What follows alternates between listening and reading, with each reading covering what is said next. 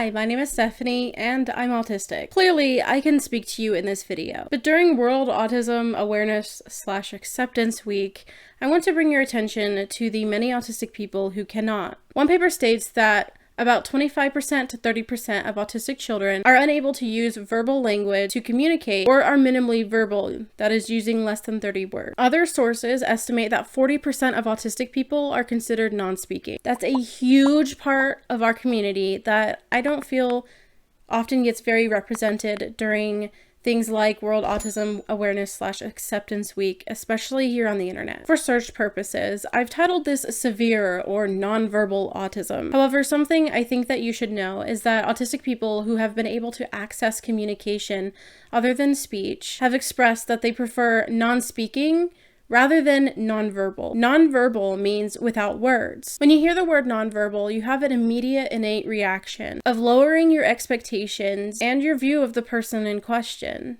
It's just something we've learned as a society. Having no words implies that the person has nothing to communicate or has nothing inside. This community of autistic people are non-speaking, not non-thinking. Additionally, when someone thinks of severe autism, they tend to think of someone who doesn't speak, who likely has a co-occurring intellectual disability, and requires having someone with them all of the time. These are the autistic people that the public may think of when they think of autistic people, and our online community of autistic advocates often avoids talking about. We've been trained to believe that non-speaking, so-called severely autistic people are somehow less human, a problem we shouldn't talk about, or an issue left solely to the autism parents who often get ridiculed by the autistic community online. We've been trained to believe that all autistic non-speakers are severely intellectually disabled, with no understanding of the outside world. This is because of a bit of an unreliable thing called IQ scores. Verywell Health sheds some light on reasons why IQ tests simply are not appropriate for use with non-speaking people. It's recently become clear that typical IQ tests are poor tools for measuring intellectual ability in children with autism,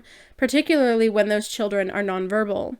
The reasons for this are: IQ tests, for the most part, depend upon the test taker's ability to quickly understand and respond to verbal information. Nonverbal children with autism have challenges in those areas which may or may not have any connection to basic intelligence. Most IQ tests require an ability to understand and respond to social norms and expectations, and to respond within a specific period of time. These expectations are very challenging to kids with autism, whether verbal or not. Sensory issues that don't cause issues for typical children may distract children with autism. Nonverbal children with autism don't have the ability to let testers know about such issues. Testers are rarely trained to work with, engage with, or read children with special needs, especially children who are nonverbal.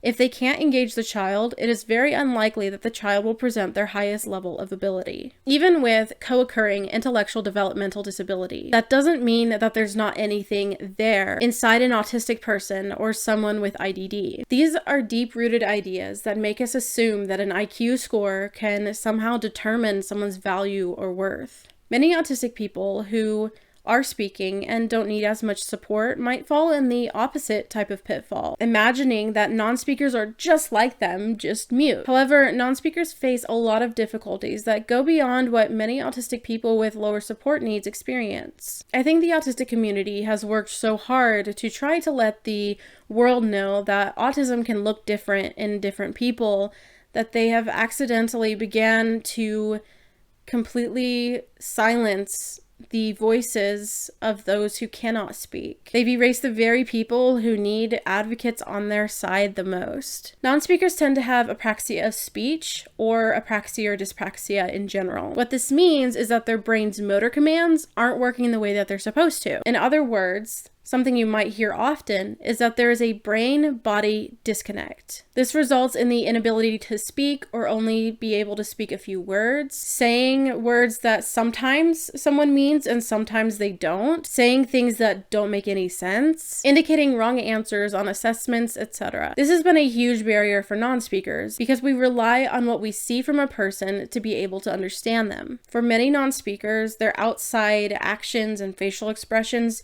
don't necessarily reflect what's on the inside. This is also true of some autistic people who do speak. Many non-speakers have been able to use sign language, picture exchange, and tablet-based programs. Some use typing and writing, especially if they have apraxia of speech, but have the finer motor control necessary for things like using a pencil or a pen. However, there are others who have not been able to succeed with these methods. This has led to something called letterboard and a method of using spelling out words to communicate, which takes the requirement out of the fine motor, which people with apraxia or dyspraxia have difficulty with, and putting it back into the gross motor to begin with. Because this video is intended for World Acceptance or Awareness Week, I will try to keep this video short and not go too in-depth in these things, but I will be linking some resources for you in the description box. Thanks to various methods, non-speakers now have access to communication. Learning directly from non-speakers is the best way to understand the needs of such a large portion of the autistic community. To do so, I'm going to suggest you check out a couple of organizations. One is Communication First, whose mission is to protect and advance the rights, autonomy, opportunity, and dignity of people with speech-related disabilities through public engagement, policy and practice change, and systemic advocacy. Many amazing non-speaking advocates work with this organization. Another is i-asc,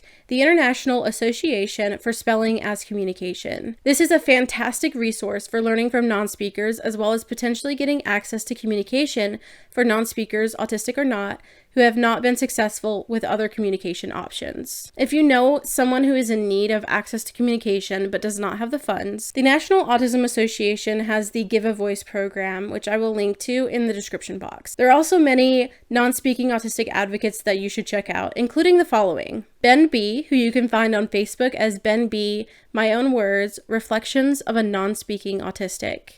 Ido Kedar, author of the books Ido in Autism Land and In Two Worlds, and who can be found at idoinautismland.com. Jordan Zimmerman, who is featured in the 2021 film This Is Not About Me, and who can be found at jordanzimmerman.com. And Gregory Tino, who also makes videos on YouTube, and who can be found on YouTube as Gregory C. Tino. These are just a few of the amazing non-speaking autistic people that you should check out. I have links to them and others in the description box, so be sure to check out all of those below. Thank you for being willing to learn more about non-speakers this week. If you're enjoying these videos and enjoyed this video, go ahead and give it a thumbs up. If you're interested in learning more about autism from me, you can go ahead and hit that subscribe button. Thank you to everyone who supports me here on YouTube as YouTube channel members, through Ko-fi, and as patrons on Patreon. And a special thank you to my Spinny Stimmy tier patrons, Jack Varney and Philip Noah. Thank you so much for watching this video, and I hope that you have a wonderful week. Bye!